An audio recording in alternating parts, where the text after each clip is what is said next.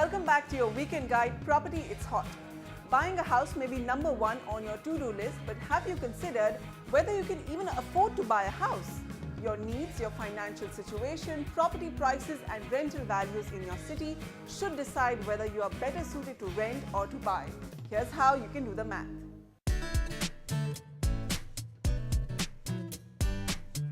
To buy or not to buy? That is the question. At least for a middle-class professional looking for a place to stay in metros. But it might not always be wise to buy, especially if you compare the property prices and cost of renting in some cities. Traditional financial sense does say that buying property might have multiple benefits.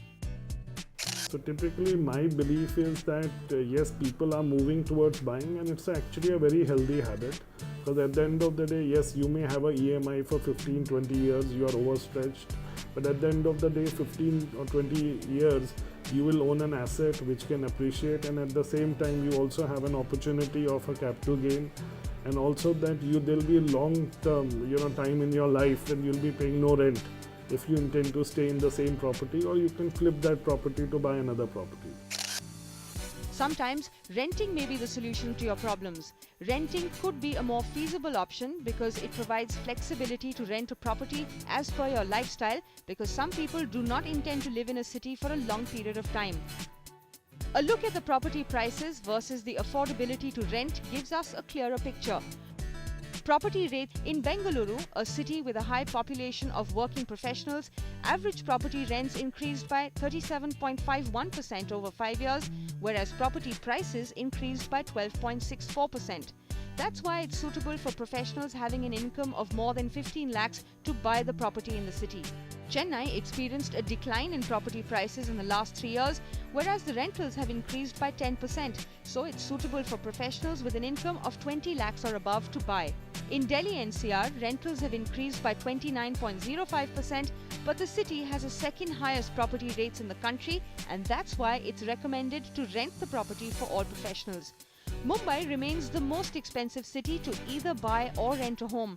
Over a period of 3 years, the property prices have increased by as much as 49.9%. It is highly recommended to rent in Mumbai.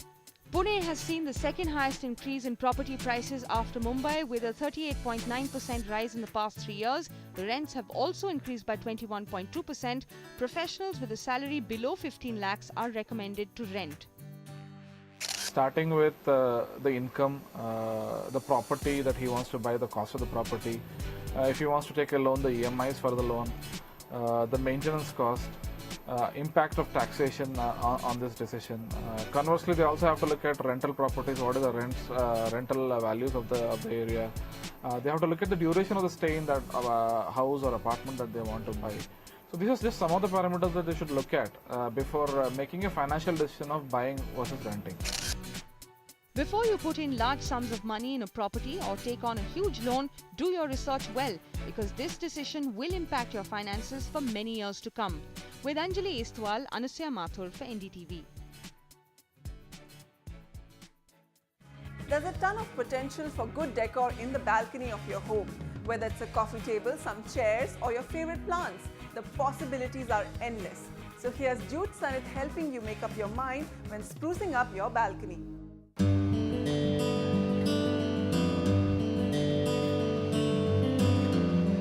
You couldn't ask for a better location to own a beachside villa, except maybe you could hope for a beautiful balcony facing the sea. Ajay and Divya have both and make full use of it.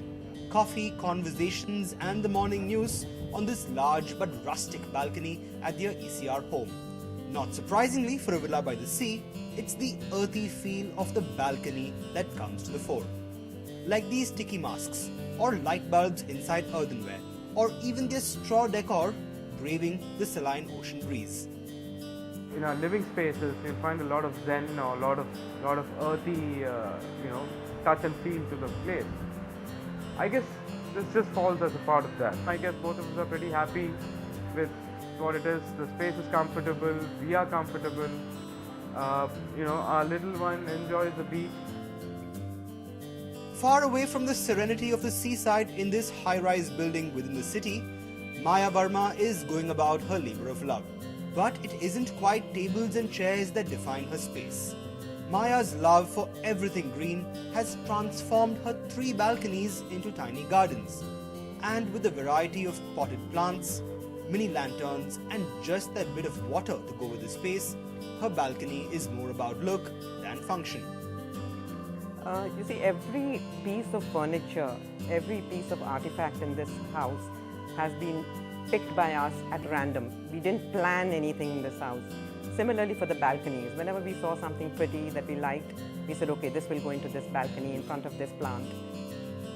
For the longest time now, balconies have been the setting of the debate of aesthetic versus functionality. But irrespective of the role they take on, they have the best scope for versatility. So here's just a little bit of help to make the best of your balcony. Start with stone cladding for your walls, the best way forward to keep that rustic look going. Floor-mounted lanterns is also a popular choice for that classy ambient lighting, even as all-weather furniture is a must-have, especially for a beachside space. Aluminum is also a popular choice for decor material thanks to its resistance to rust. But no beautiful balcony is complete without the right decor, and the experts couldn't agree more. There are very many cases where we can often find a little lounger, a settee.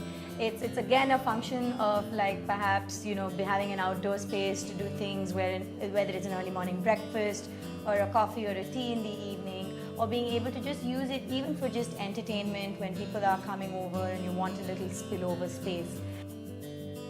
And it's that harmonious confluence of decor and its many accessories that truly results in the most beautiful balconies. It's the most versatile part of a home today, and that's exactly why balconies are fast becoming an extension of the home itself. But in this debate over aesthetic versus functionality, it's important to keep your space simple and elegant, even as you pay equal respect to its indoor and outdoor elements. Reporting from Chennai, this is Jude Sanat for NDTV. And that's a wrap for this show and for 2014. We'll be back next Saturday in a new year with lots of exciting real estate trends and home decor tips. Keep writing to us at hotproperty@ndtv.com. Have a happy new year. Take care.